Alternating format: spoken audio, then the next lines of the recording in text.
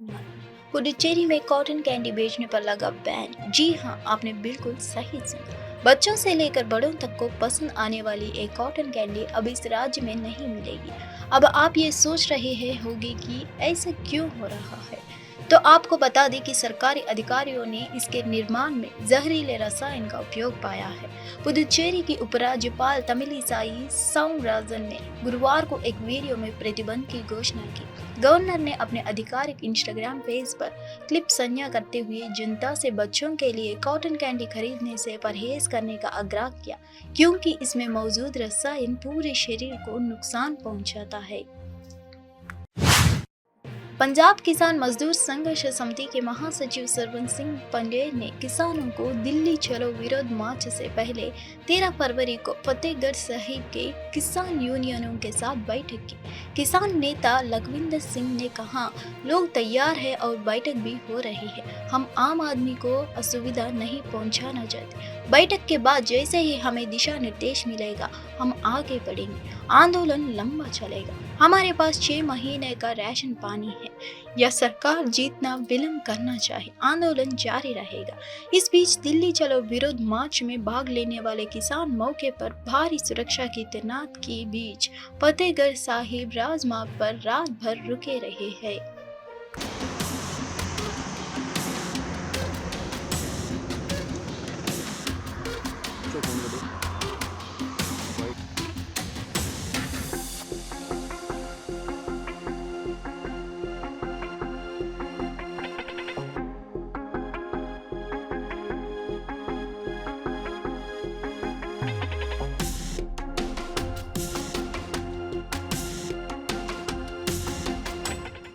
अभी देखिए सभी लोग एकदम रेडी हैं, मीटिंगें चल रही हैं। जो रात को अपना मीटिंग करके हमारे आगू साहबान आए ने, वो अपनी अपनी पार्टी को सभी मीटिंगें लगा रहे हैं।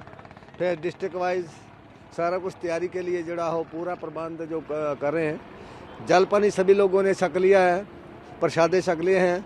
शाम तक के लिए इनको खाने पीने के लिए कोई ज़रूरत नहीं है, तो बिल्कुल तैयार हैं। तो इतना ज़्यादा जोश है कि एक दूसरे के आगे निकलने के लिए तैयार हो बैठे हैं। परंतु ये संगठन है, संगठन को अपना विधान के मुताबिक चलना पड़ता है। सभी को लाइन अप करके रखा है। कुछ आदमी को पीछे रिजर्व में मंडी में रखा है, क्योंकि नहीं तो बहुत बड़ी लाइन लग जानी है, तो रोड पे फिर बड़ा मुश्किल का सामना करना पड़ेगा। हम नहीं चाहते कि हमारी वजह से कोई ट्रैफिक को परेशानी होए, कोई आम जनता को परेशानी हो, क्योंकि हम लोगों ने इस जनता का जो है साथ लेना है। सरकार जो है परेशान करने के चक्कर में है। हमारी तरफ से लोगों को कोई परेशान करना ना होए, इसके लिए हम एक साइड में जो लंबी लाइनें लगा कर रखी हैं, पूरी तैयार करके रखी हुई हैं। और आगे जब भी मीटिंग करके निकलते हैं, तो जैसे ही आदेश मिलेगा फिर सभी लोग आगे को मार्च करेंगे। आगे क्या होता है फिर देखा जाएगा। सरकार को भी आपकी मांगे कि 10 बजे का टाइम दिया है, तो क्या कहना चाहेंगे सरकार को? चलो अगर टाइम देते हैं। डिप्टी सीएम और वित्त मंत्री मल्लू भट्टी विक्रमार्क के घर गहरा हादसा हो गया। उनके भाई भट्टी वेंकटेश्वरलू ने अंतिम सांस ली। पिछले कुछ समय से स्वास्थ्य समस्याओं से जूझ रहे वेंकटेश्वरलू का आज हैदराबाद के एआईजी अस्पताल में इलाज के दौरान निधन हो गई। इसके चलते वेंकटेश्वर शव को वायरल ले जा रहे हैं। हालांकि वेंकटेश्वरलू एक आयुर्वेदिक डॉक्टर के रूप में काम करते थे। डिप्टी सीएम भट्टी विक्रमार्क को जब अपने भाई वेंकटेश्वरलू की मौत की खबर मिली तो उन्हें गहरा सदमा लगा। इसके बाद वो हैदराबाद से वायरा के लिए रवाना हो गए।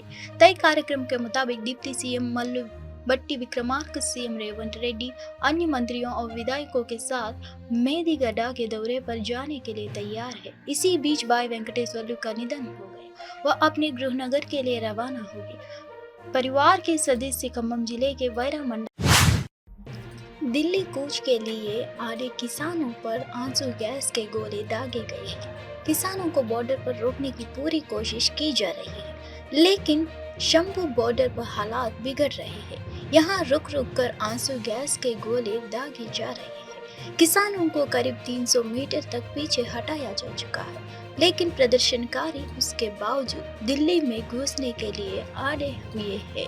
अब प्रशासन ने दिल्ली हरियाणा के बीच जाने दोनों रास्ते सील कर दिए गए हैं। आगामी चुनाव को ध्यान में रखते हुए सभी पार्टियों के नेता व्यापक दौरे की तैयारी कर रहे हैं। जनसेना नेता पवन कल्याण इस बार चुनाव को और भी महत्वाकांक्षी तरीके से ले रहे हैं। ऐसी मुहिम चल रही है कि वो अपने दौरे के लिए खास हेलीकॉप्टर का इस्तेमाल करेंगे। जनसेना राज्य के सभी जिलों में व्यापक दौरे की योजना बना रही है। जनसेना पार्टी के नेता कह रहे हैं कि पवन कल्याण ने जिले के कम से कम 3 बार चुने की योजना तैयार की है। यात्रा के पहले चरण के दौरान जनसेना समीक्षा बैठकें करेगी। जिले के प्रमुख नेताओं के साथ वे पार्टी की स्थिति, ताकत, चुनाव लड़ने पर मिलने वाले वोट और अन्य मुद्दों पर ध्यान केंद्रित करेंगे। अभियान जारी है। सुरक्षा व्यवस्था के बारे में बात करते हुए दिल्ली ईस्टर्न रेंज के एडिशनल सीपी सागर सिंह कलसी ने 13 फरवरी यानी आज बताया कि इसका मकसद किसानों को शांतिपूर्ण तरीके से रोकना है। उन्होंने यह भी कहा कि पुलिस शांतिपूर्वक स्थिति से निपटने की कोशिश कर रही है। उन्होंने कहा, किसान संगठनों द्वारा बुलाए गए दिल्ली चलो मार्च को लेकर हमने बहुत सख्त इंतजाम किए हैं। हमारा मकसद किसानों को शांतिपूर्ण तरीके से रोकना है और आम लोग ऐसा ना करें, यातायात के कारण किसी भी असुविधा का सामना करें। हम इस स्थिति से शांतिपूर्वक निपटने की पूरी कोशिश कर रहे हैं, पूर्व रेंज के अतिरिक्त सीपी सागर सिंह कलसी ने कहा है। ये जो फार्मर्स कॉल है दिल्ली चलो की, इसके चलते हमने कड़े सुरक्षा इंतजामात किए हैं। We have laid a very robust, effective और स्ट्रॉन्ग अरेंजमेंट। एम हमारा यही है कि जो फार्मर्स हैं इनको पीसफुल तरीके से नेगोशिएट करते हुए इनको लीगली हम रोकें, और जो आम जन है, जो आप देख रहे हैं ट्रैफिक प्रॉपर जा रही है, इनको कम से कम असुविधा हो। इसी के चलते हमने बहुत पुलिस फोर्स भी लगाई है, टेक्नोलॉजी का भी यूज कर रहे हैं, और जो है इंटेलिजेंस भी माउंट की हुई है। सबके चलते हमारा यही एम है कि शांति व्यवस्था कायम रहे। देखिए, जो हमारा बड़ा ग्रेडेड रिस्पांस होता है, आपने देखा होगा जगह जगह बड़े बड़े लाउड हेलर्स लगे हैं। हम बात करेंगे, शांति व्यवस्था से बात करने की हमें पूरी कोशिश है कि ये हम इसको निपट लें। समाजवादी पार्टी के नेता राजेंद्र चौधरी ने 13 फरवरी यानी आज पार्टी के उन 3 उम्मीदवारों का विवरण साझा किया जो राज्यसभा चुनाव के लिए अपना नामांकन दाखिल करेंगे। राजेंद्र चौधरी ने बताया, जया बच्चन राम जी, लाल सुमन और आलोक रंजन आज राज्यसभा चुनाव के लिए अपना नामांकन दाखिल करेंगे। इस तिथि को शाम 4 बजे नामांकन की अंतिम तिथि 15 फरवरी निर्धारित की गई। चुनाव के नतीजे उसी दिन 27 फरवरी को घोषित किए जाएंगे। एक ये पवित्र अवसर है विशेष तौर पर श्री अखिलेश यादव जी के लिए। उन्होंने धार्मिक क्षेत्र में बड़ा काम किया है। केदारेश्वर उनका मंदिर बनवा रहे महादेव जी का, और उसी का शालिग्राम जी की आज यहाँ पूजा है। तो यहाँ पर पार्टी के नेता ये सब आएंगे, बड़ा कार्यक्रम है। सर, राज्यसभा का नामांकन भी है, आज कितने बजे से? लगभग 12 बजे। कौन कौन कैंडिडेट है सर? अब जया बच्चन जी हैं, जय बच्चन, हाँ, रामजलाल सुमन जी हैं, आलोक रंजन जी। इन अफवाहों को खारिज करते हुए कांग्रेस पार्टी किसानों के विरोध प्रदर्शन में उनका समर्थन कर रही है।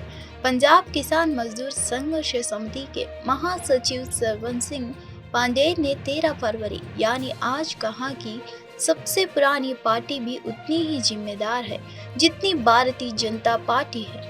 पांडेय ने कहा कि एक कानून कांग्रेस लेकर आई है और किसान किसी के पक्ष में नहीं है। हमारी ओर से बिल्कुल पीसफुल, कोई टकराव नहीं करेंगे सरकार से। सरकार गोली मारे, लाठी बरसाए, सहेंगे दिल पर। उधर फौज के जवान भी हमारे घरों से हमारे भाई हैं, पुलिस के जवान भी हमारे हैं, इधर भी हमारे हैं। कोई कांग्रेस हमें सपोर्ट नहीं करती। हम कांग्रेस को भी उतना दोषी मानते जितना भाजपा दोषी है। ये नीतियां तो कांग्रेस लेके आई हैं। 70-75% आबादी की मांग है, सब हम मिलके करेंगे। इस देश को हम आगे लेके जाना चाहते हैं। अगर कृषि बच गई तो देश बच जाएगा। इतनी सारी वार्ता उन मीटिंग में हमने सब कुछ वहाँ बोला है, सब कुछ कहा है। इस वजह से जब मीटिंग सिरे नहीं लगी तो हमें सबको मिलकर ये 10 बजे का बॉर्डरों के ऊपर जाने का निर्णय लेना पड़ा। हमारी ओर से बिल्कुल पीसफुल, कोई टकराव नहीं करेंगे सरकार से। सरकार गोली मारे, लाठी बरसाए, सहेंगे दिल पर।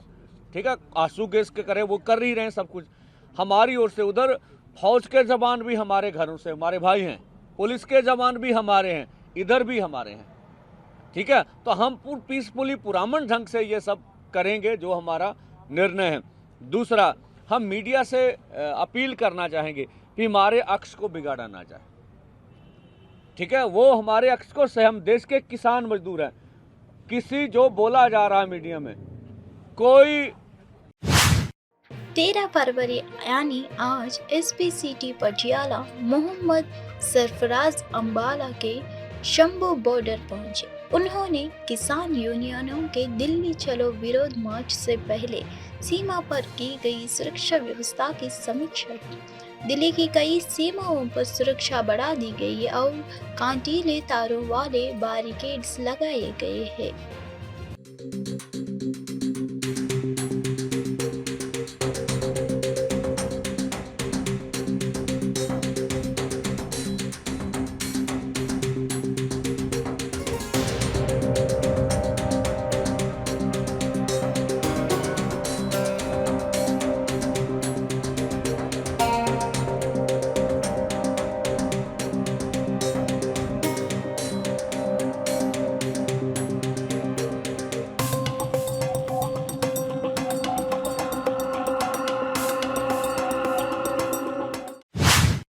रेवंत रेड्डी सरकार के नेतृत्व में एमआईएम और सीपीआई विधायक मेदिगड्डा परियोजना के दौरा करने जा रहे हैं। सीएम की टीम बस से तेलंगाना विधानसभा से रवाना हुई।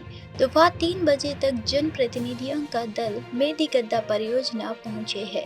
टीम मेदिगड्डा ब्रिज और डीले पिलरों का निरीक्षण करेगी। शाम 5 बजे सीई सुधाकर रेड्डी और विजिलेंस डीजी राजीव रतन पावर पॉइंट प्रेजेंटेशन दिए हैं। शाम 6 बजे सीएम रेवंत और मंत्री मीडिया कॉन्फ्रेंस करे हैं।